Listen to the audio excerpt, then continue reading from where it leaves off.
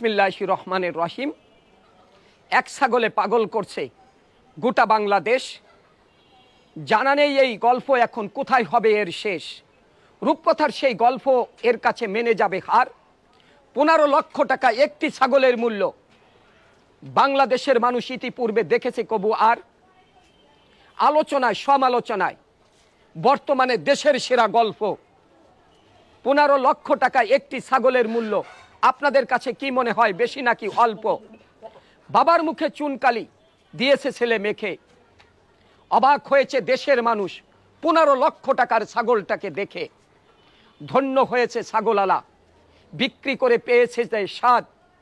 রাজস্ব এই কর্মকর্তা মতিউর রহমানের ছেলে ইপাত রহমান জানতো না এই ছাগলই হবে তাদের দুর্ভাগ্যের এক ফাঁদ। মিডিয়ার লোক যেভাবেতে লড়ে চড়ে লেগেছে তাদের পিছে, আল্লাহ মালিক ভালো জানে এই ছাগলে মতিউর রহমানকে আর কত নামাবে নিচে। মান সম্মান যা ছিল হয়ে গেছে শেষ। এক ছাগলে পাগল করছে গোটা বাংলাদেশ। রাজস্ব এই কর্মকর্তার কাঁধে এখন পড়েছে যে চাপ। ভিক্ষা চাই না মাগো তোর কুত্তা ঠেকা, ওরে বাপরে বাপ। তাই তো তিনি অস্বীকার করেছে নিজের স্ত্রী আর ছেলে। আইনের হাত অনেক লম্বা, এবার বুঝি ঢুকতে হবে জেলে। আসসালামু আলাইকুম আ রহমাতুল্লাহি ওয়া বারাকাতু। প্রিয় দেশবাসী, ভাই বোন, বন্ধুরা, আমি কবি মোহাম্মদ আজিজুর রহমান আজাদ আপনাদেরকে প্রিয় জন্মভূমি চ্যানেলের পক্ষ থেকে জানাচ্ছি অনেক অনেক প্রীতি, শুভেচ্ছা ও অভিনন্দন। প্রিয় বন্ধুরা, গোটা দেশ এখন আলোচিত সমালোচনায়। প্রিয় বন্ধুরা, আমরা দেখেছি গত কোরবানির সময় একটি ছাগল বিক্রি হয়েছে 15 লক্ষ টাকায়। আর সেই ছাগলটা কিনেছে রাজস্ব এক কর্মকর্তার ছেলে ইপাত রহমান, যেটা নিয়ে সারা বাংলাদেশে এখন ঝড় বয়ে যাচ্ছে। প্রশ্ন হলো এখন জাতির বিবেকের কাছে, এত টাকা দামের একটি ছাগল কিভাবে কিনলো, কিভাবে বিক্রি হলো 15 লক্ষ টাকা একটি ছাগল?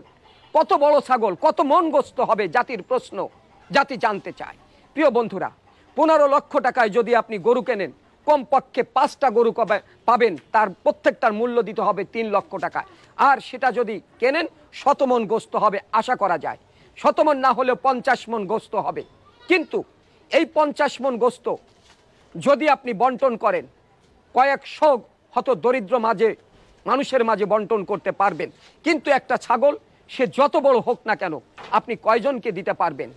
কিন্তু হালাল টাকা দিয়ে রক্ত পানি করে যে টাকা ইনকাম করা হয়, আমার মনে হয় এদেশের কোনো মানুষ নেই যে 15 লক্ষ টাকা তার গায়ের রক্ত পানি করে একটি ছাগল কিনবে। তাহলে ধরে নিব আমরা এখানে দুর্নীতির ব্যাপকভাবে দুর্নীতি হয়েছে। তা না হলে এত টাকা সে কোথা থেকে উপার্জন করলো? তো প্রিয় বন্ধুরা, আমি বলবো একটি কথা, এদেশ মেট্রো রেল পেয়েছে, এদেশে পদ্মা সেতু হয়েছে, এদেশে বঙ্গবন্ধু ট্যানেল হয়েছে, এদেশে বিদ্যুৎ ব্যবস্থার উন্নতি হয়েছে, রাস্তাঘাটের উন্নতি হয়েছে। যদি এই দেশে দুর্নীতি না থাকতো, দুর্নীতিবাজরা যদি মনে করত এদেশটা আমার, এদেশটা আমাদের, তাহলে আমাদের এই দেশ আরো অনেক দূরে এগিয়ে যেতে পারত। কথাটা আপনাদের কাছে মনে হবে হাস্যকর, তবেও বাস্তব সত্য কথা বলছি।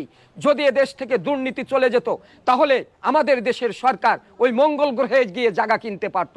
কিন্তু পারছে না, একটাই কারণ, দুর্নীতি।